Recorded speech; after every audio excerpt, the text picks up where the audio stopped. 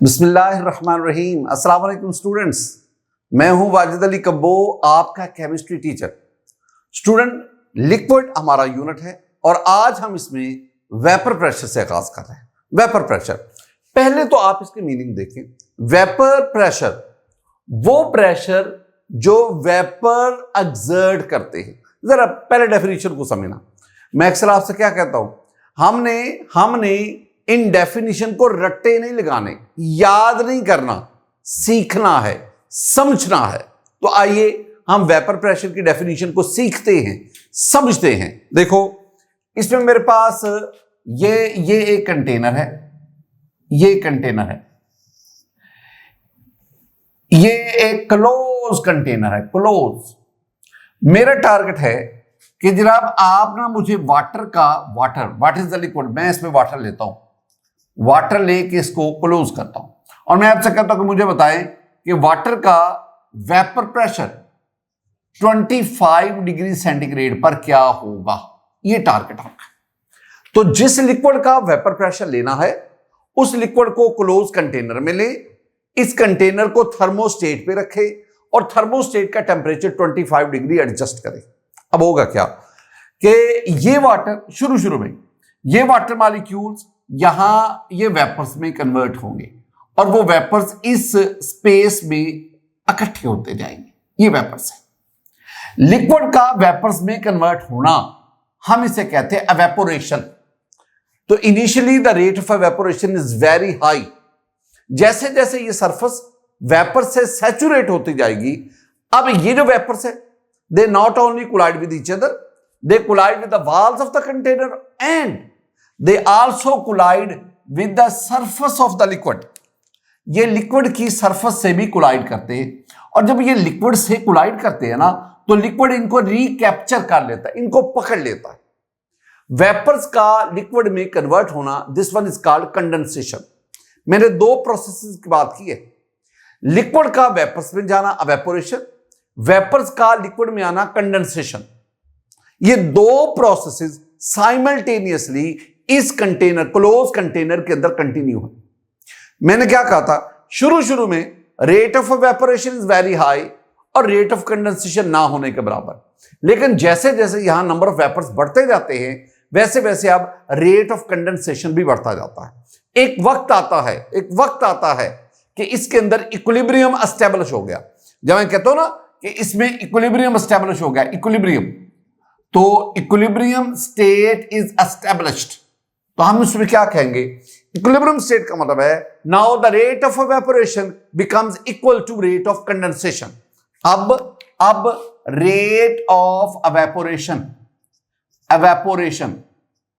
और it becomes equal to rate of condensation. जब दोनों रेट्स आपस में बराबर हो जाएं तो मैं कहूंगा इस क्लोज कंटेनर में इक्विलिब्रियम स्टेट एस्टेब्लिश होगी। अब पॉइंट आ गया, जब क्लोज कंटेनर में इक्विलिब्रियम स्टेट एस्टेब्लिश हो जाए, अब ये वेपर्स लिक्विड की सरफेस पर जो प्रेशर एक्सर्ट करते हैं, that pressure is called vapour pressure. और ये सारी की सारी आप गुफ्तगू कर रहे हैं when the temperature is 25 degree centigrade. अब जितनी मैंने गुफ्तगू की है ना, जरा इसको मैं सेंटेंस की जुबान में लाता हूं। The pressure exerted by vapors on the surface of the liquid when in equilibrium with the liquid itself। वो प्रेशर जो वेपर्स लिक्विड की सरफेस पर एक्सर्ट करते हैं जब वेपर्स और लिक्विड के दरमियान इक्विलिब्रियम एस्टैब्लिश होता है at given temperature, that is called vapour pressure.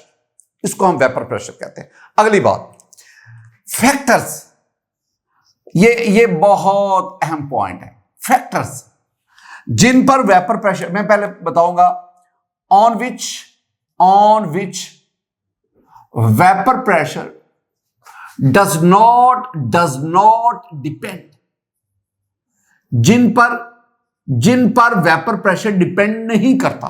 और इसमें मैं तज़किरा करूंगा खास तौर पे तीन चीजों का। Number 1, amount of liquid. Amount of liquid, मैं छोटी सी बात आप तक पहुंचाता हूं।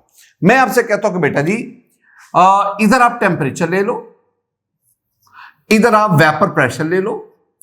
मैं तस्करा करूंगा वाटर का। मैं वाटर के बारे में कहूंगा। जब वाटर का टेम्परेचर 0 डिग्री सेंटीग्रेड होता है, इस पर वाटर का वेपर प्रेशर 4.579 टॉर होता है। जब वाटर का वेपर प्रेशर बढ़ गया, 0 से 10 डिग्री सेंटीग्रेड हो गया, तो ये 9.209 टॉर हो गया। ये सारा वेपर प्रेशर मैं इस प्रोसेस से मालूम कर रहा हूं। इसी तरह अगर वाटर का वेपर प्रेशर 25 डिग्री सेंटीग्रेड होगा, तो इस वाटर का टेम्परेचर 25, इस वेपर प्रेशर इज 23.7 टॉर। बिल्कुल इसी तरह अगर ये 90 डिग्री सेंटीग्रेड पे ले जाएं, तो वाटर का जो है ये 527.8 के करीब होगा टॉर। और अगर मैं 100 डिग्री सेंटीग्रेड पर वाटर का वेपर प्रेशर लूं, तो ये 760 टॉर हो गया। अब मेरी बात को सुनना, ये मैंने आपके सामने डाटा शेयर किया। अब जब मैंने आपसे कहा ना, ये फैक्टर देखना, जिन पर वेपर प्रेशर डिपेंड नहीं करता, डज नॉट डिपेंड नहीं करता, उसमें पहली बात है अमाउंट ऑफ लिक्विड। ये लिखते हुए मैंने कहीं आपसे नहीं कहा कि अगर आप वाटर एक लीटर लेंगे तो 0 पे इतना होगा, अगर आप 10 लीटर वाटर लेंगे तो वो फिर वेपर प्रेशर कम या ज्यादा हो जाएगा। नो, मैंने अमाउंट ऑफ लिक्विड का यहां कहीं जिक्र नहीं किया। दूसरी चीज है, वो बड़ी स्टूडेंट को कंफ्यूज करती है, वो है सरफेस एरिया। हम कहते हैं कि सरफेस एरिया बढ़ने से या कम होने से वेपर प्रेशर पर कोई फर्क नहीं पड़ता। ये पॉइंट बड़ा इंपॉर्टेंट है। अब जरा इस बात को समझने की कोशिश करना स्टूडेंट। ये मेरे पास ना एक सरफेस है, ये मैं लिक्विड की सरफेस की ही बात करता हूं। ये लिक्विड की सरफेस है। अब इस पर ये वेपर है, ये वेपर लिक्विड की सरफेस पर प्रेशर डालता है। आप जानते हैं कि जो प्रेशर होता है ना, प्रेशर वो होता है फोर्स पर यूनिट एरिया। अब इन दो चीजों को देखना, हमारे ज़हन में, हमारे माइंड में एक बात बैठी हुई है। हम वाला क्या कहते हैं? हम कहते हैं जी जितनी लिक्विड की सरफेस ज्यादा होगी ना, उतने वेपर ज्यादा बनेंगे। इट्स ओके, ठीक है। और जितने वेपर ज्यादा होंगे उतनी वो ज्यादा फोर्स लगाएंगे। बिल्कुल ठीक है। लेकिन एक फैक्टर हम भूल रहे हैं। अगर सरफेस एरिया बढ़ने से वेपर ज्यादा बढ़ रहे हैं, वो ज्यादा फोर्स एक्सर्ट करते हैं, और हमारे ज़हन में बात बैठी कि प्रेशर भी फिर वेपर प्रेशर जीरो होना चाहिए। लेकिन आप नीचे वाले फैक्टर को निगलेक्ट कर रहे हैं। नीचे वाला फैक्टर क्या है कि अगर सरफेस एरिया बढ़ेगा तो प्रेशर कम होगा। इन दोनों बातों को भी देखो। क्या मतलब फिर बना, अगर नंबर ऑफ वेपर्स बढ़ने से फोर्स एक्सर्टिंग फोर्स बढ़ रही है, तो एरिया बढ़ने से अब दोनों का रेशो क्या हो जाएगा? कांस्टेंट हो। अगर ये 4% बढ़ता है, यानी 4 टाइम बढ़ता है, एरिया 4 टाइम बढ़ता है, तो इसका मतलब है 4/4 प्रेशर तो उतना ही रहेगा। इसका मतलब क्या हुआ कि सरफेस एरिया बढ़ाने से, सरफेस एरिया कम करने से वेपर प्रेशर पर कोई फर्क नहीं पड़ता। अगर सरफेस एरिया बढ़ाने पर ज्यादा वेपर्स बनते हैं, तो जो ज्यादा फोर्स अप्लाई करते हैं, तो इसमें हम ये भी कहेंगे ना कि अगर एरिया बढ़ेगा तो प्रेशर क्या हो जाएगा? कम हो जाएगा। इस बात को भी। तीसरी जो बात इसमें एक बात ज़हन में रखनी, वो क्या? एक लफ्ज है एवेपोरेशन, मैं इसको रेट ऑफ एवेपोरेशन कहता हूं। Rate of evaporation. एक दूसरा जो आपके पास आ गया वो है वेपर प्रेशर। इन दोनों पर सरफेस एरिया का इफेक्ट मुख्तलिफ होता है। Rate of evaporation, surface area बढ़ेगा, रेट ऑफ एवेपोरेशन भी बढ़ेगी। यानी rate of evaporation is directly proportional to surface area. और वेपर प्रेशर, इसका सरफेस एरिया से कोई ताल्लुक नहीं है। No concern with surface area. इसका सरफेस एरिया से कोई कंसर्न नहीं है। सरफेस एरिया कम हो ज्यादा हो, इस टेम्परेचर पर वाटर का वेपर प्रेशर इतना ही रहना है। तीसरी चीज, इसी को मैं सेकंड करता हूं, और वो तीसरा पॉइंट क्या है? तीसरा पॉइंट है size of container. Size of container, ये जो मैंने लिखा ना साइज ऑफ कंटेनर, ये एक्चुअली इसी को ही सेकंड कर रहा है।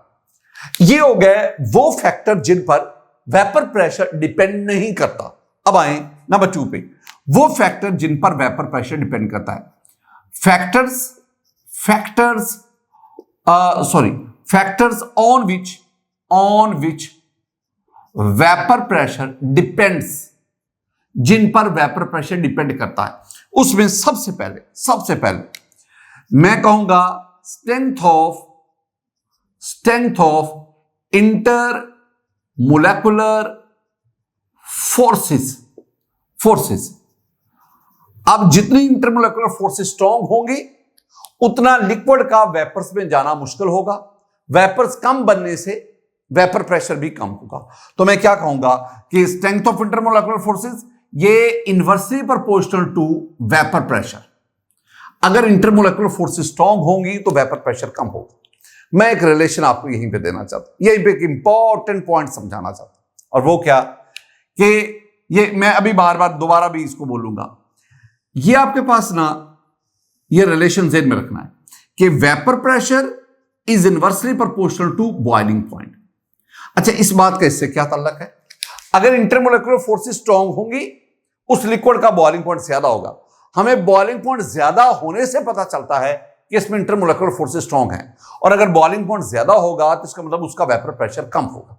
मैं आपसे बात करता हूं ग्लिसरॉल की, मैं आपसे बात करता हूं वाटर की, मैं बात करता हूं एथानॉल की, मैं बात करता हूं डाईइथाइल ईथर की, C2H5O C2H5। मैंने इसका फार्मूला लिख दिया।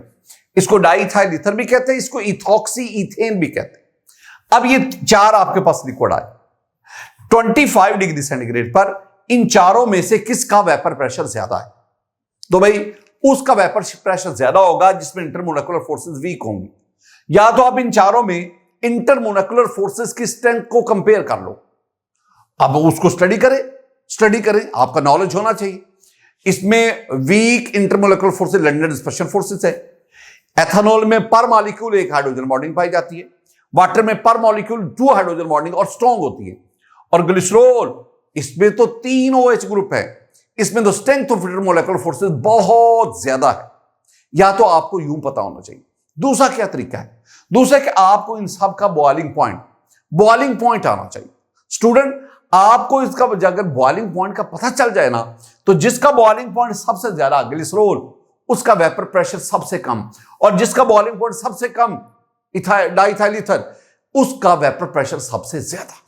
ये जो मैंने तरतीब लिखी है ना, अगर मैं वेपर प्रेशर का ऑर्डर लिखूं ना, वेपर प्रेशर का, तो सबसे ज्यादा वेपर प्रेशर ईथर्स का, उसके बाद एथानॉल का, उसके बाद वाटर का, और इन चारों में जो सबसे कम वेपर प्रेशर है वो ग्लिसरॉल का।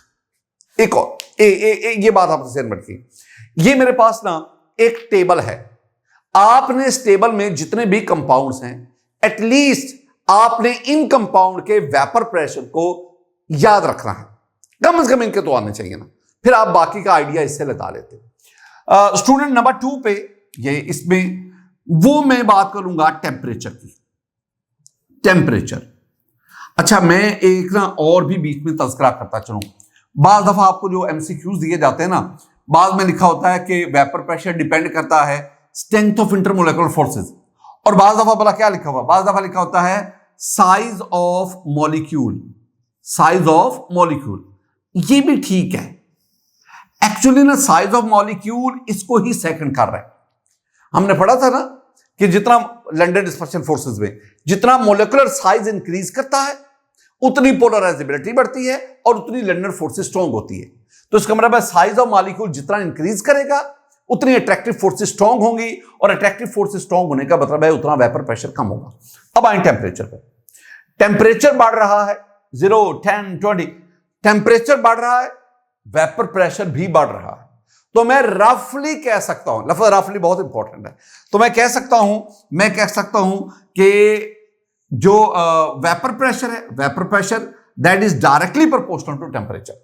लेकिन ये जो लफ्ज डायरेक्टली है ना, डायरेक्टली ये कोई मजेदार यहां पे नहीं है। अच्छा, क्या प्रॉब्लम तरह सुनना। जब मैं कहता हूं ना डायरेक्टली का मतलब होता है कि अगर इधर मैं टेम्परेचर लेता हूं, इधर मैं वेपर प्रेशर लेता हूं, अगर डायरेक्टली हो तो मेरे पास ये एक स्ट्रेट लाइन आती है, ये बताती है कि इन दोनों में डायरेक्ट रिलेशन है, या दूसरे अल्फाज में जो हम समझना चाहते हैं कि जितने गुना आप टेम्परेचर बढ़ाएंगे उतने गुना वेपर प्रेशर बढ़ता है। अगर ऐसा हो तो आपके पास ये लाइन आती है। लेकिन अगर मैं इस डेटा को यहां प्लॉट करूं तो मेरे पास जो लाइन आएगी वो इस तरह आएगी, ये इस तरह आएगी। अब ये जो मैंने रेड लाइन शो की है ना, ये हमें क्या बता रही है? ये बता रही है कि टेम्परेचर बढ़ने से वेपर प्रेशर बढ़ता है, लेकिन हाई टेम्परेचर पर जाकर वेपर प्रेशर बढ़ने का प्रोसेस बहुत तेज हो जाता है। ये मेरी बात को ज्यादा सुनना, मैं कहना क्या चाह रहा हूं, मैं क्या कहना चाह रहा हूं। देखो, आप इन दो टेम्परेचर्स को देखो और फिर इनके वेपर प्रेशर को देखो। स्टूडेंट्स, 0 से 10 डिग्री सेंटीग्रेड तक टेम्परेचर कितना बढ़ा? 10 डिग्री सेंटीग्रेड। और इस इंक्रीज इन टेम्परेचर के बदले वेपर प्रेशर कितना बढ़ा? रफली 9 से 4 निकाल दें, रफली 5 टॉर, रफली कह रहा हूं। अच्छा, इसका मतलब है 10 डिग्री सेंटीग्रेड, ये लो टेम्परेचर है, लो टेम्परेचर, ये यहां पे बात हो रही है लो टेम्परेचर। तो लो टेम्परेचर पर 10 डिग्री सेंटीग्रेड टेम्परेचर बढ़ा तो वेपर प्रेशर 5 टॉर बढ़ा। अब यहां इन दोनों में देख लो, 90 to 100 कितना टेम्परेचर बढ़ रहा है? 90 to 100 टेम्परेचर 10 डिग्री सेंटीग्रेड बढ़ रहा है, 10 डिग्री सेंटीग्रेड। लेकिन इसके मुकाबले में जो आपके पास वेपर प्रेशर बढ़ रहा है ना, वेपर प्रेशर, वो अगर आप ये कैलकुलेट करोगे ना, ये तकरीबन 230 तक, मैं रफली कह रहा हूं 230। यानी यहां पे जाके जब आप हाई टेम्परेचर पे 90 100 हाई टेम्परेचर इस पर देखते हैं, यहां डिफरेंस ऑफ टेम्परेचर 10 डिग्री, यहां 10 degree rise of temperature 10 degree है, लेकिन यहां वेपर प्रेशर 5 टॉर, यहां वेपर प्रेशर 230 टॉर। इसका मतलब है कि हाई टेम्परेचर पे जाकर वेपर प्रेशर तेजी से बढ़ता है। इसलिए मैं ये नहीं, लेकिन ये मैं जरूर कहूंगा कि टेम्परेचर बढ़ने से वेपर प्रेशर जो है वो, टेम्परेचर बढ़ेगा ना, टेम्परेचर बढ़ते हैं काइनेटिक एनर्जी ऑफ मॉलिक्यूल वो बढ़ती है, और उसके दरमियान जो इंटरमोलेकुलर फोर्सेस वो वीक होती जाती है, और इंटरमोलेकुलर फोर्सेस वीक होने का मतलब है कि वेपर प्रेशर बढ़ता जाता है। इस बात को आप इसके साथ भी कोरिलेट कर सकते हैं, ये बात। स्टूडेंट, नेक्स्ट हम इसी में ही मेरे पास आएगा मेजरमेंट ऑफ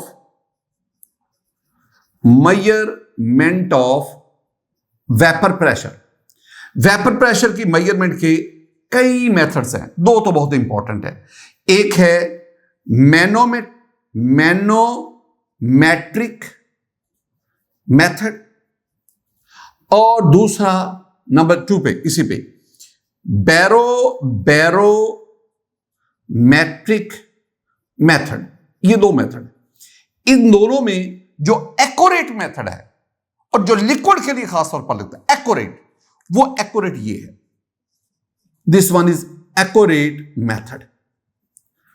अब इस मेथड में जो आप फिगर यूज करते हैं, जो आप apparatus सेटिंग है, वो ये आपके पास है, ये apparatus सेटिंग। इसका जो राइट वाला हिस्सा है, this one is the manometer. तो इस तरह अब ये आपने खुद पढ़ना है, और फिर ये आपके पास इसकी इक्वेशन आ जाती है, इनको आपने ज़हन में बिठाना है। स्टूडेंट, ये सारे का सारा जो मैंने आपको पढ़ाया, all this is about vapour pressure. आपको कम से कम इतनी चीजों पे आपकी ग्रिप होनी चाहिए। अब हम बढ़ते हैं एक और बहुत इंपॉर्टेंट बॉइलिंग पॉइंट की तरफ। स्टूडेंट, अब हम आते हैं बॉइलिंग पॉइंट की तरफ। पहले बॉइलिंग पॉइंट के बारे में मैं एक बुनियादी सी बातें आपको बता दूं। पहली बात, बॉइलिंग पॉइंट ये टर्म लिक्विड के लिए इस्तेमाल होती है। लिक्विड का बॉइलिंग पॉइंट होता है, सॉलिड या गैस का नहीं होता। और दूसरी बात, यानी लिक्विड स्टेट में आप बॉइलिंग पॉइंट को लेते हैं, लिक्विड स्टेट में। और दूसरी बात, बॉइलिंग पॉइंट टेम्परेचर होता है, टेम्परेचर। अब कौन सा टेम्परेचर बॉइलिंग पॉइंट? मैं दो बातें करूंगा। मैं कहता हूं कि वो टेम्परेचर जिस पर कोई लिक्विड बॉयल करना स्टार्ट करता है, the temperature at which a liquid just starts boiling। वो टेम्परेचर मैं टेम्परेचर का खास तौर पे कह रहा हूं, वो टेम्परेचर जिस पर कोई लिक्विड बॉयल करना शुरू करता है, वो उसका बॉइलिंग पॉइंट कहलाता है। अब अगला, कब कोई लिक्विड बॉयल करता है? स्टूडेंट, जब लिक्विड का वेपर प्रेशर एक्सटर्नल प्रेशर के इक्वल हो जाता है, तो जब वो टेम्परेचर, जब लिक्विड का वेपर प्रेशर एक्सटर्नल प्रेशर के बराबर होगा, वो उस लिक्विड का बॉइलिंग पॉइंट कहलाता है। The temperature at which vapour pressure of a liquid becomes equal to external pressure के बराबर हो जाता है, हम उसे कहते हैं बॉइलिंग। अब नेक्स्ट मैं 2-3 इंपॉर्टेंट पॉइंट आपको बताना चाहता हूं। पहली बात जो मेरी याद रखनी है आपने, वो ये जो बॉइलिंग पॉइंट है ना, ये मैं पहले भी अभी बता चुका हूं, कुछ देर पहले भी बताया कि boiling point is inversely proportional to vapour pressure. Vapour pressure boiling point ज्यादा, वेपर प्रेशर कम, बॉइलिंग पॉइंट कम, वेपर, यानी इनवर्सली प्रोपोर्शनल। दूसरी बहुत इंपॉर्टेंट है कि बॉइलिंग पॉइंट जो है that depends upon strength of intermolecular forces, इस पे बॉइलिंग पॉइंट डिपेंड करता है। जिस लिक्विड में इंटरमोलेकुलर फोर्सेस जितनी स्ट्रॉन्ग होगी उतना उसका बॉइलिंग पॉइंट ज्यादा होगा। और तीसरी बात जिसको बुनियाद बनाकर मैं मजीद डिस्कशन करूंगा, और वो क्या, वो नंबर 3 पे कि boiling point is directly proportional to external pressure. मसलन क्या ये क्या कह रहा है, ये कहता है कि अगर आप किसी लिक्विड पर एक्सटर्नल प्रेशर बढ़ाते जाओ बॉइलिंग पॉइंट बढ़ता जाएगा, एक्सटर्नल प्रेशर कम करते जाओ बॉइलिंग पॉइंट कम होगा। मैंने 2 बातें की हैं, एक्सटर्नल प्रेशर बढ़ाने से बॉइलिंग पॉइंट बढ़ता है, ये पहली बात। एक्सटर्नल प्रेशर कम करने से बॉइलिंग पॉइंट कम होता है, ये दूसरी बात। अब जरा देखिएगा, पॉइंट को नोट करना। पॉइंट ये है कि पहले में यही गुफ्तगू कि बॉइलिंग पॉइंट बढ़ाने से एक्सटर्नल प्रेशर बढ़ाने से बॉइलिंग पॉइंट बढ़ता है। मैं ना वाटर की बात करता हूं, वाटर मेरे पास, इसको मैं एग्जाम्पलीफाई करता हूं, और मेरे पास एक डाटा है जो मैं आपके साथ शेयर करता हूं। इधर मैं एक्सटर्नल प्रेशर लेता हूं, एक्सटर्नल प्रेशर, और इधर मैं बॉइलिंग पॉइंट ऑफ वाटर लेता हूं, और फिर मैं आगे लोकेशन की भी बात करता हूं। तीसरी मैं बात ना इसमें और भी शामिल कर लेता हूं, और वो मैं लोकेशन की बात करता हूं कि ये मैं कहां के बारे में बात कर रहा हूं। ये तो तीसरी बात मेरे पास आ गई लोकेशन। ये सारी जो मैं गुफ्तगू करूंगा ना, ऑल दीज आर एमसीक्यूज। पहली बात, अगर आप वाटर के ऊपर external pressure 0 degree centigrade, external pressure 23.7 torr रखो, अगर इतना, water will boil at 25 degree centigrade. और दूसरी बात, अगर मैं वाटर पर एक्सटर्नल प्रेशर बढ़ाकर अगर मैं वाटर पर एक्सटर्नल प्रेशर जो है वो 323 टॉर ले जाऊं, ये कहां की बात हो रही है, ये माउंट एवरेस्ट की बात हो रही है, एवरेस्ट इसकी बात हो रही है। अच्छा, ये अंडर रिड्यूस्ड प्रेशर बात हो रही है, अंडर रिड्यूस्ड प्रेशर उस बात हो रही है। अच्छा, अगर मैं एक्सटर्नल प्रेशर बढ़ाकर, एक्सटर्नल कह लो एटमॉस्फेयर, माउंट एवरेस्ट की टॉप पर, तो water will boil at 69 degree centigrade. अगर एक्सटर्नल प्रेशर 700 टॉर हो, 700 टॉर, ये कहां पे, ये एट मरी जो एटमॉस्फेरिक प्रेशर है वो 700 टॉर है। At Murree water will boil at 98 degree centigrade. जितना एक्सटर्नल प्रेशर बढ़ता जाता है उतना बॉइलिंग पॉइंट बढ़ रहा है। अब नेक्स्ट, अगर एक्सटर्नल प्रेशर 760 टॉर कर दो, ये पे कहां पे है, ये है एट सी लेवल, तो यहां पे the water will boil at 100 degree centigrade. ये जो आप कहते हैं ना कि what is the boiling point of water, आप फौरन कहते हैं 100, भाई वो 100 तब है व्हेन एक्सटर्नल प्रेशर 760 टॉर। अगर एक्सटर्नल प्रेशर 1489 टॉर कर दो, water will boil at 120 degree centigrade. ये कहां पे, ये मैं प्रेशर कुकर की बात कर रहा हूं, प्रेशर कुकर। अब ये बात आखिरी इसको ज़हन में रखना। अब मैंने ये सारी गुफ्तगू आपके सामने क्या की है कि जैसे जैसे आप किसी लिक्विड पर, यहां जो मैं लिक्विड ले रहा हूं ना, जिसको मैं टारगेट कर रहा हूं, वो वाटर है। ये मैंने सारा जो डाटा आपके साथ शेयर किया ये वाटर से रेलेवेंट है। तो जैसे जैसे आप एक्सटर्नल प्रेशर बढ़ा रहे हैं बॉइलिंग पॉइंट ऑफ वाटर भी बढ़ रहा है। अच्छा, मैं अगर आपसे एक क्वेश्चन करूं, मेरा क्वेश्चन ये है कि what is the boiling point, which of the following is not the boiling point of water. मैं क्या कह रहा हूं, which of the following is not boiling point of water. मैं कुछ वैल्यू बोलता हूं, मैं आपके साथ कहता हूं जी मेरे पास है 25 डिग्री सेंटीग्रेड, मेरे पास है बीटा पे 100 डिग्री सेंटीग्रेड, मेरे पास चार्ली पे है 300 डिग्री सेंटीग्रेड और मेरे पास डेल्टा पे है 400 डिग्री सेंटीग्रेड। मेरा क्वेश्चन क्या है, दोबारा सुन लो, इन चार में से कौन वाटर का बॉइलिंग पॉइंट नहीं है? क्या मैं गलत स्टेटमेंट है? नहीं, मैं सही बोल रहा हूं कि which of the following is not the boiling point of water. तो इसका आंसर क्या है? इट्स आंसर इज डी, ये वाटर का बॉइलिंग पॉइंट नहीं हो सकता। वाई? एक मैं नुक्ता आपको बता रहा हूं, वो क्या, वाटर का क्रिटिकल टेम्परेचर जिसे हम टीसी कहते हैं, क्रिटिकल टेम्परेचर टीसी, वो है 374.44 डिग्री सेंटीग्रेड। ये वाटर का क्रिटिकल टेम्परेचर है, यानी ये वो टेम्परेचर है जिस पर या जिससे नीचे वाटर लिक्विड स्टेट में रहता है। अगर टेम्परेचर इससे बढ़ जाए, 375 हो जाए, 380 हो जाए, आप वाटर को लिक्विड स्टेट में नहीं रख सकते। तो इसका मतलब है this one is the critical. अगर कोई लिक्विड अपने क्रिटिकल टेम्परेचर से ज्यादा टेम्परेचर पे होगा, जैसे 400 है वाटर के लिए, तो इस टेम्परेचर पर वाटर लिक्विड स्टेट में नहीं है, वाटर गैसियस स्टेट में है और आप इस टेम्परेचर पर वाटर को लिक्विड स्टेट में ला ही नहीं सकते। अगर ये लिक्विड स्टेट नहीं है तो बॉइलिंग पॉइंट की टर्म किसके लिए इस्तेमाल होती है? लिक्विड। तो इसका मतलब है ये वाटर का बॉइलिंग पॉइंट नहीं हो सकता। आपने क्या याद रखना है कि any temperature below critical temperature of a liquid may be it's boiling point. ये बहुत बड़ा मैंने सेंटेंस बोल दिया।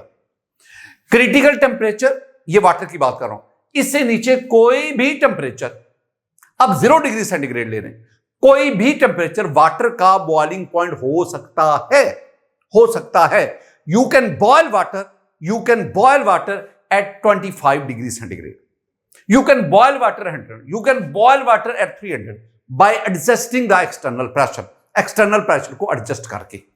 अच्छा, एक और चीज, इसी बात को मैं आगे बढ़ाता हूं। देखो, मेरे पास एक बीकर है, ये बीकर है, इसमें वाटर है, इसमें मैं क्लोज कंटेनर है, मैं यहां जो प्रेशर लेता हूं, प्रेशर एक्सटर्नल प्रेशर, वो वेपर्स का ही होगा, वो मैं लेता हूं 23.7 टॉर, ये आ गया। और मुझे पता है इस एक्सटर्नल प्रेशर पर वाटर का जो बॉइलिंग पॉइंट है वो 25 डिग्री सेंटीग्रेड। मेरे पास ये एक और कंटेनर है, इसमें वाटर है, इसमें जो एक्सटर्नल प्रेशर, मैं इसको ओपन कंटेनर ले लेता हूं, हवा का प्रेशर है, हम सी लेवल पे बात कर रहे हैं, 760 टॉर है। और मैंने भी आपको पढ़ाया कि 760 टॉर अगर एक्सटर्नल प्रेशर होगा, the boiling point of water is 100। मेरे पास एक और कंटेनर, ये क्लोज कंटेनर, ये प्रेशर कुकर है, इसमें वाटर है, एक्सटर्नल प्रेशर यहां पे आपने 1489 टॉर ले लिया। और आप जानते हैं कि अगर इतना एक्सटर्नल प्रेशर होगा, the boiling point of water is 120 degree centigrade. अब इस कंटेनर में जहां पे आपने इतना एक्सटर्नल प्रेशर रखा, इसमें वाटर बॉयल कर रहा है, इसमें वाटर बॉयल कर रहा है, इसमें भी वाटर बॉयल कर रहा है। अच्छा, एक लफ्ज है जो मैं आपको पढ़ाना चाहता हूं, वो है हीट कंटेंट। क्या मतलब हीट कंटेंट? हीट कंटेंट का मतलब है जखीरा शुदा हीट, हरारत, stored heat in a body is called stored heat. हम इसको एच से रिप्रेजेंट करते हैं। अब जरा सुनना, अब ये वाला जो वाटर है जो 25 पे इस प्रेशर पर बॉयल कर रहा है, उबल रहा है, आप इसमें हाथ ले जाए, आपको ऐसे महसूस होगा जैसे नॉर्मल वाटर जो आप ड्रिंक करते पीते हैं, ये वाटर जिस पे आपने एक्सटर्नल प्रेशर इतना रखा, ये भी बॉयल कर रहा है। इसमें आप हाथ ले जाएं, आपकी ये सारा ऊपर जो गोश्त है ये उड़ जाएगा। और ये वाटर जो 120 पे बॉयल कर रहा है, इसमें हाथ जाएगा, वापस नहीं आएगा। इसका मतलब क्या हुआ, इसमें हीट कंटेंट बहुत ज्यादा, इसमें हीट कंटेंट कम और इसमें बहुत कम। मैं कहना क्या चाहता हूं, मैं कहना सिर्फ यह चाहता हूं कि अगर आप किसी भी लिक्विड पर एक्सटर्नल प्रेशर बढ़ाकर जब आप इसका बॉइलिंग पॉइंट बढ़ाते हैं ना, तो एक्चुअली आप उसके हीट कंटेंट बढ़ा देते हैं।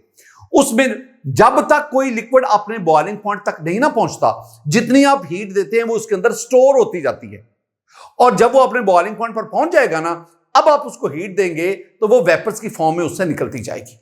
तो जितना बॉइलिंग पॉइंट हाई होगा उतनी ज्यादा हीट उसमें स्टोर होगी। तो हम इसमें क्या करते हैं, प्रेशर कुकर में क्या करते हैं, हम एक्सटर्नल प्रेशर बढ़ाकर इसमें वाटर का बॉइलिंग पॉइंट बढ़ाते हैं और यूं इसमें हीट कंटेंट बढ़ा देते हैं। हीट कंटेंट बढ़ने की वजह से ये तेजी से, ये जल्द खुराक को पका देती। ये जो मैंने सारी बातें की है, ये जो सारी बातें की है ना, मैं एक और बहुत इंपॉर्टेंट आपको कॉन्सेप्ट देने जा रहा हूं, वेरी इंपॉर्टेंट। लफ्ज क्या है, लफ्ज है मेरे पास molar heat of vaporisation. Molar, इसको ना डेल्टा एच वी से मैं रिप्रेजेंट करूंगा, मोलर हीट ऑफ वेपोराइजेशन। बेटा जी जितनी मैं बातें करूं मैं इख्तसार के साथ, मुख्तसरन, समराइज्ड मैं सेंटेंस यूज करूंगा, टर्मिनोलॉजी यूज कर रहा हूं। बड़ी तवज्जो से मेरी गुफ्तगू को सुनना है। मैं इसकी डेफिनेशन आपको पढ़ाऊंगा और ये सारी बातें जो मैंने की है ना, उसको मैं यहां आपको, आपका कंसेप्ट, मैं चीजें सिखा रहा हूं, अब सिखा रहा हूं। जरा देखो मेरे पास ना ये एक कंटेनर है, कंटेनर, इसमें मैंने वाटर लिया, ये मैं वाटर को ज्यादातर यूज कर रहा हूं। ये वाटर के मॉलिक्यूल्स हैं, ये मॉलिक्यूल्स हैं। आप जानते हैं ना कि वाटर के मॉलिक्यूल में अट्रैक्टिव फोर्सेस होती हैं। आज ये भी पता चलेगा कि वाटर के मॉलिक्यूल्स में कौन कौन सी अट्रैक्टिव फोर्सेस है, ये सारी बातों का पता चलेगा। ये वाटर के मॉलिक्यूल्स है। आपने काम करना है, आपने ये ओपन कंटेनर लेना है। इसका मतलब है कि आपने जो एक्सटर्नल प्रेशर रखना है ना, एक्सटर्नल प्रेशर, वो आपने 760 टॉर रखना है। अब ये ज़हन में रख लो कि अगर आप वाटर पर एक्सटर्नल प्रेशर इतना रखेंगे ना, तो इस पर वाटर का बॉइलिंग पॉइंट 100 डिग्री सेंटीग्रेड, ये बात ज़हन में रखनी। अब आपने काम क्या करना है, आपने इस लिक्विड को हीट करना है। हीट जो आप हीट देंगे ना, उस हीट को मैं कहता हूं Q1। Q1 आपने हीट दी, जिसे मैंने Q1 कहा। इस हीट ने क्या किया, इसने मॉलिक्यूल्स की काइनेटिक एनर्जी को इंक्रीज किया। आप जानते हैं ना कि एवरेज काइनेटिक एनर्जी टेम्परेचर है, तो जैसे जैसे आप हीट करते जाएंगे मॉलिक्यूल की काइनेटिक एनर्जी यानी एवरेज काइनेटिक एनर्जी बढ़ती जाएगी और यूं टेम्परेचर इंक्रीज करेगा। यानी Q1 ने क्या किया, इसने increase the kinetic energy of molecule. Kinetic energy of molecule increase करने से फिर क्या हुआ, टेम्परेचर इंक्रीजेस, तो टेम्परेचर बढ़ता गया। अच्छा, इसका मतलब है जब आपने ये काम शुरू किया ना, उस वक्त इस लिक्विड का, वाटर का टेम्परेचर था 25 डिग्री सेंटीग्रेड, मैं फर्ज कर रहा हूं, और आप जानते हैं ना कि 25 पर वाटर का वेपर प्रेशर 23.7 टॉर है। अब आपने इसको हीट दिया, जो हीट दी उसको मैंने Q1 कहा। काइनेटिक एनर्जी बढ़ी, टेम्परेचर बढ़ा, 25, 30, 35, 40, 50, 60, 80, टेम्परेचर बढ़ता जा रहा है इस हीट की वजह से। और ये हीट सिर्फ काइनेटिक एनर्जी बढ़ा रही। टेम्परेचर बढ़ने की वजह से वेपर प्रेशर भी बढ़ रहा है, क्योंकि हमने पीछे पढ़ा है कि वेपर प्रेशर और टेम्परेचर डायरेक्टली प्रोपोर्शनल है। एक वक्त आया कि इस लिक्विड का टेम्परेचर 100 डिग्री सेंटीग्रेड हो गया और इस पर इसका वेपर प्रेशर 760 टॉर हो गया। अब लिक्विड का वेपर प्रेशर और एक्सटर्नल प्रेशर आपस में बराबर हो गए, तो वो टेम्परेचर जिस पर लिक्विड का वेपर प्रेशर, एक्सटर्नल प्रेशर बराबर हो जाए, उस टेम्परेचर को हम कहते हैं बॉइलिंग पॉइंट। तो इस एक्सटर्नल प्रेशर पर वाटर का ये बॉइलिंग पॉइंट है। अब एक नुकता मैं आपको समझा गया, 25 से 100 तक जो टेम्परेचर बढ़ाने के लिए जो आपने हीट दी उसे हमने Q1 कहा, और इस हीट ने सिर्फ एक काम किया, इस हीट ने मॉलिक्यूल्स की काइनेटिक एनर्जी को इंक्रीज किया। अब ये लिक्विड कहां पे पहुंच गया, अपने बॉइलिंग पॉइंट पर। अब अगली बात बहुत इंपॉर्टेंट, जब कोई लिक्विड अपने बॉइलिंग पॉइंट पर पहुंचता है ना, उस पर उसके मॉलिक्यूल्स की काइनेटिक एनर्जी मैक्सिमम हो जाती। यानी मैं क्या कह रहा हूं, मैं आपसे कह रहा हूं कि eight at boiling point the kinetic energy of liquid molecules becomes maximum यानी बॉइलिंग पॉइंट पर मॉलिक्यूल्स की काइनेटिक मैक्सिमम का मतलब क्या है? इससे ज्यादा नहीं हो सकती उस एक्सटर्नल प्रेशर पर, बॉइलिंग पॉइंट पर इससे ज्यादा नहीं हो सकती। इसका मतलब है जितनी काइनेटिक एनर्जी बढ़नी थी बढ़ गई। अच्छा, अब आप एक और काम करें, आप काम करें। अब ये लिक्विड अपने बॉइलिंग पॉइंट पर आ गया, अब आप मजीद हीट दें। स्टूडेंट, अब जो हीट देंगे ना, मैं उसे कहूंगा Q2। ये कौन सी हीट है? ये वो हीट है जो आप इस लिक्विड को इसके बॉइलिंग पॉइंट पर दे रहे हैं, Q2। अब ये क्या करेगी? क्या ये जो हीट आप दे रहे हैं, क्या ये मॉलिक्यूल्स की काइनेटिक एनर्जी को बढ़ाएगी? आंसर है नहीं। क्यों नहीं बढ़ाएगी? क्योंकि बॉइलिंग पॉइंट पर मॉलिक्यूल तो मैक्सिमम काइनेटिक एनर्जी पे पहुंच गए। तो फिर ये हीट क्या करेगी? ये मॉलिक्यूल्स के दरमियान अट्रैक्टिव फोर्सेस को ब्रेक करेगी और यूं लिक्विड को किसमें कन्वर्ट करेगी? वेपर्स में। यानी इसका काम क्या हुआ? ये टेम्परेचर नहीं बढ़ाएगी, ये टेम्परेचर नहीं बढ़ाएगी। तो फिर ये क्या करेगी? ये to break intermolecular forces, attractive forces between molecules and to convert liquid into vapors। ये बात आ गई। इसका 25 से 100 तक जो आपने हीट दी उसका मकसद और था।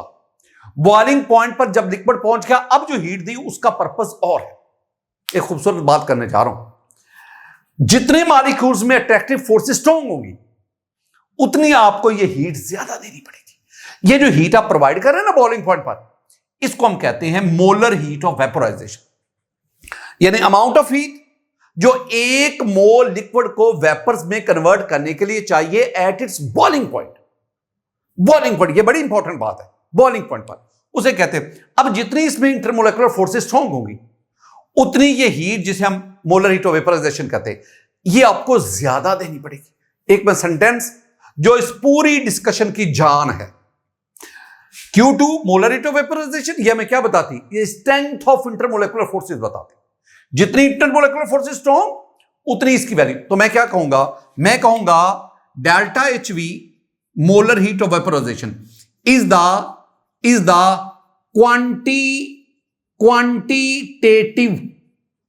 quantitative measurement of strength of intermolecular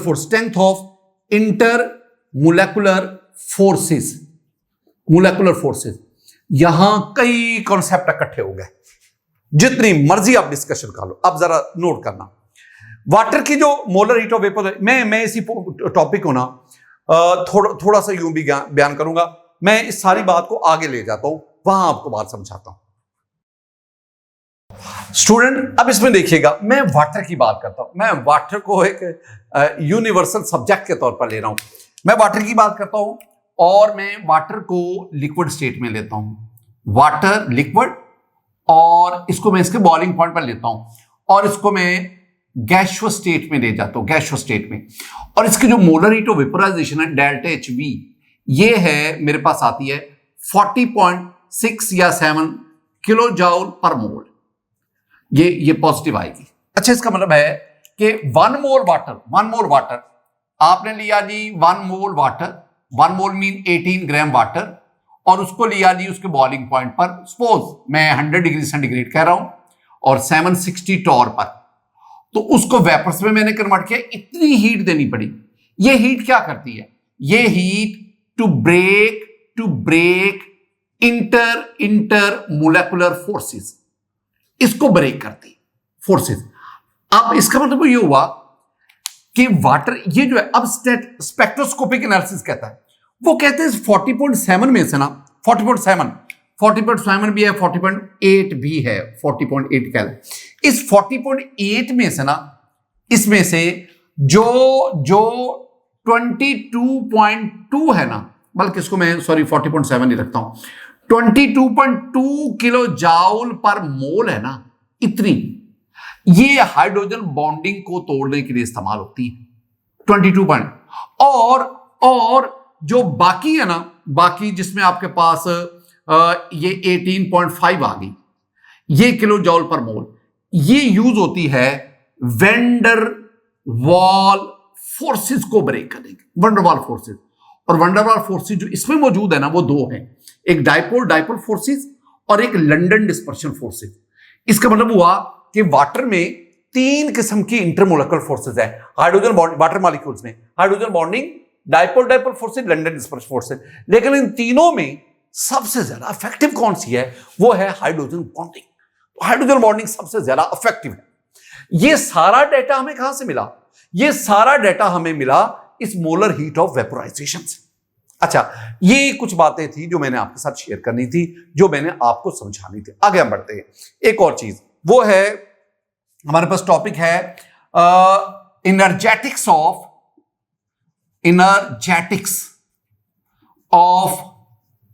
phase changes. Energetics of phase change मतलब क्या है? जब आप सॉलिड से लिक्विड या लिक्विड से गैस में जाते हैं तो इंथैल्पी चेंज क्या आती है? इंथैल्पी चेंज, मैं ये लफ्ज बोल रहा हूं, एंथैल्पी चेंज। एंथैल्पी चेंज इसको हम डेल्टा एच से रिप्रेजेंट करते हैं। अगर कोई केमिकल रिएक्शन कांस्टेंट प्रेशर पे हो रहा हो, उस दौरान जो हीट अब्सॉर्ब या रिलीज होती है उसे हम इंथैल्पी चेंज कहते हैं। अब जरा सुनना, मैं आपसे क्या कहना चाह रहा हूं। मेरे पास ना, मैं 3 बातें आपको समझाना चाह रहा हूं। मैं आपको डेल्टा एच एफ बताना चाह रहा हूं, मैं आपको डेल्टा एच वेपोराइजेशन बताना चाह रहा हूं, मैं आपको डेल्टा एच सब्लिमेशन ये मैं आपको बताना चाह रहा हूं। ये क्या क्या है? इनकी क्वांटिटेटिव एनालिसिस हम करना चाहते हैं। देखो, मेरे पास ये सॉलिड है, मॉलिक्यूल्स एक दूसरे के बहुत क्लोज है, क्लोज इनफ। ये सॉलिड आ गया, क्लोज है। ये मेरे पास लिक्विड आ गया, liquid.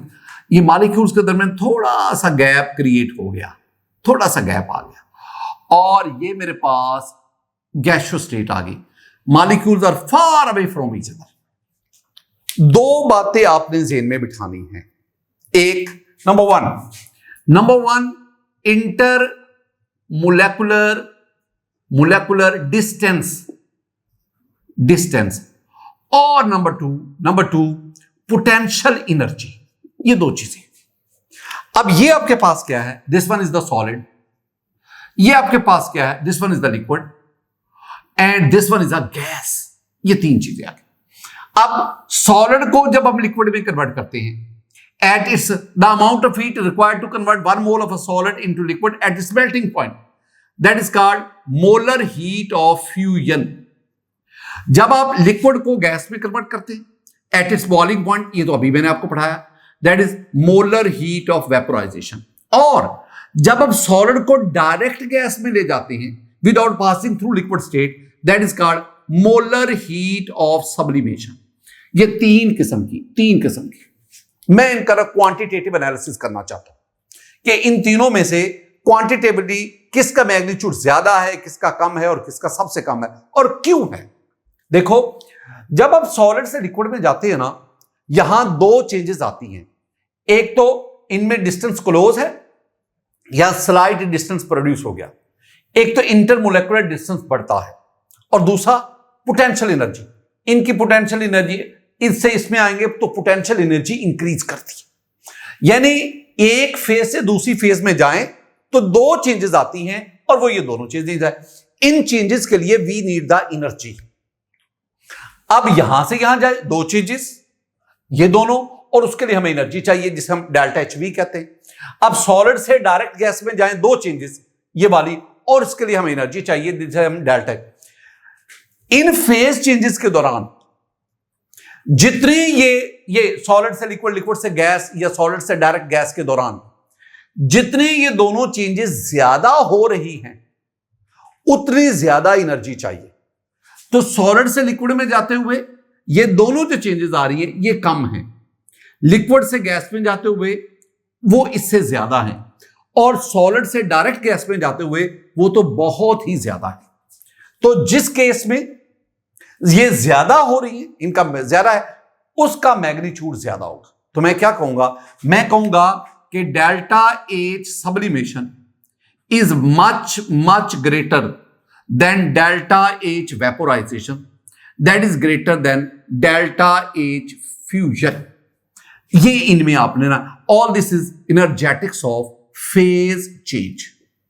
Student, all this is about liquid. ये हमने लिक्विड यूनिट जो है उसको माइंड अप किया, और जितनी चीजें मैं शॉर्ट फॉर्म में कम वक्त में आप तक पहुंचा सकता हूं वो मैं आपको पहुंचाता हूं। मैं जरा पेचीदा गुफ्तगू नहीं कर रहा होता, मैं वही बातें कर रहा होता हूं जो आपके एंटी टेस्ट के लिए चाहिए, जितना आपका सिलेबस मुझे इजाजत देता है। मेरी दुआ है कि अल्लाह ताला आप पर फजल फरमाए, अल्लाह ताला आप पर करम फरमाए, आप इसी तरह हंसते रहें, मुस्कुराते रहें। इल्म की रोशनी को फैलाने के इस अमल में आप मेरे मुआवन हैं, आप मेरे मददगार हैं, आप मेरे साथी हैं। हमने इस अमल को आगे बढ़ाना है, हमें तमाम लोगों तक इल्म की रोशनी फैलानी है। अल्लाह ताला आपका और मेरा हामी नासर हो। अस्सलाम वालेकुम व रहमतुल्लाह।